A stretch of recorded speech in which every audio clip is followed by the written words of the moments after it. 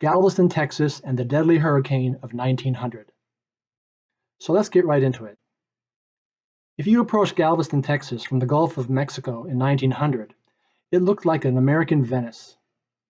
At only 8 feet above sea level, hotels, mansions, and docks rose from the flat waters as if it were Atlantis itself. Its long harbor and numerous cotton warehouses made it a more important port than even its much poorer cousin, Houston. Over 1,000 steamships docked at the Bayside Harbor every year. It was called the Ellis Island of the West, with its business district dubbed the Wall Street of the West. Over 37,000 souls crowded into the picturesque barrier island, linked to the mainland by no less than 3 railroad bridges. The shallow waters of the Gulf allowed sunbathers to wade out dozens of yards, enjoying the calm, clear sea. The popular flat beachfront boasted numerous bathhouses, restaurants, and shops along its famous midway. As far back as locals could remember, Galveston had been spared the arrival of any major hurricane, or cyclone as they called them back then. Only 2 tropical storms had hit Texas in recent memory, but much farther south near Mexico. Galvestonians considered them freak incidents and that a major hurricane would never breach the Florida Straits, let alone hit Texas.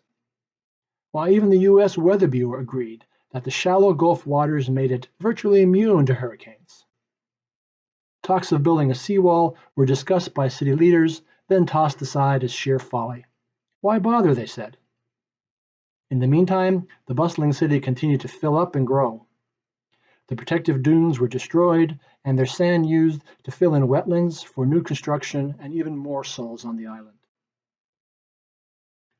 Saturday, September 8, 1900, began with few hints of impending doom. The U.S. Weather Bureau knew a tropical storm had passed Cuba 2 days earlier, but thought it turned to the north and was heading to Florida. You see, in the days before weather satellites, eyewitnesses and telegraphs had to suffice, and they were not nearly enough.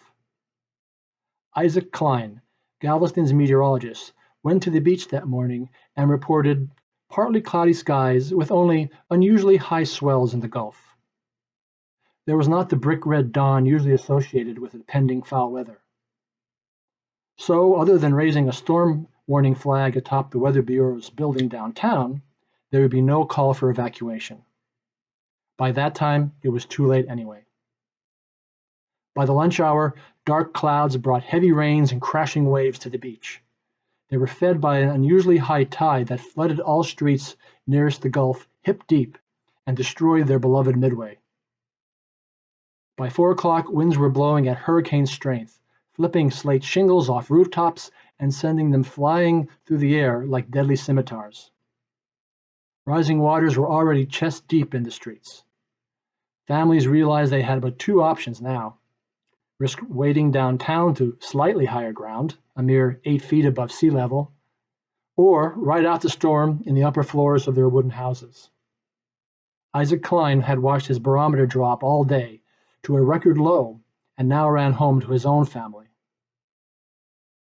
By 6 o'clock that night, what today we call a Category 4 hurricane hit an unsuspecting Galveston. A 15-foot storm surge rose in a matter of minutes, flooding the island from beach to bay.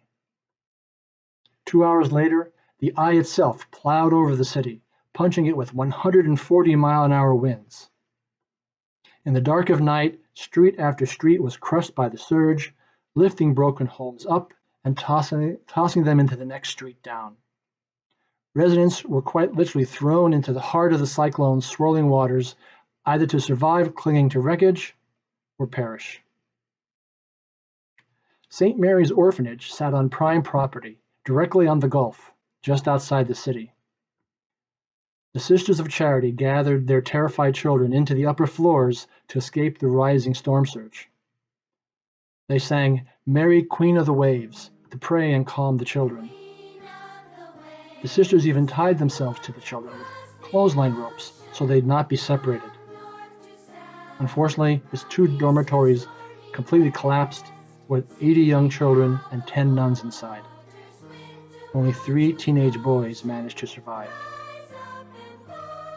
By dawn, the killer storm had passed inland.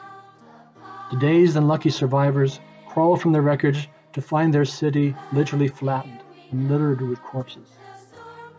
All the bridges off the island were destroyed. Due to the large numbers of bodies washed out to sea, it unfortunately will never be known exactly how many truly died in the Galveston hurricane of 1900. 3,600 buildings were completely destroyed and up to 8,000 lives lost. Isaac Klein managed to save his 3 young daughters when their home collapsed, but lost his pregnant wife. The bodies of the dead were first loaded onto barges and dumped into the Gulf, but the Gulf dumped them right back onto the beach the next day.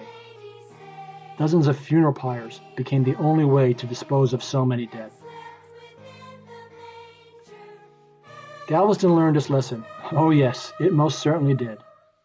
In the years to come, Gulf sand was dredged and the entire city raised up 17 feet, with a massive concrete seawall constructed in front.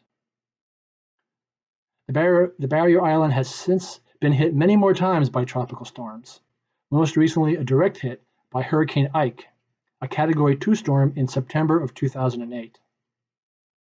Though given ample days to evacuate from Ike, over 100,000 residents chose to stay on their skinny barrier island and ride out the storm, just like their ancestors. Given the uncertainty around today's global climate change, we can only assume Hurricane Ike was not the last cyclone to decimate the Texas coast.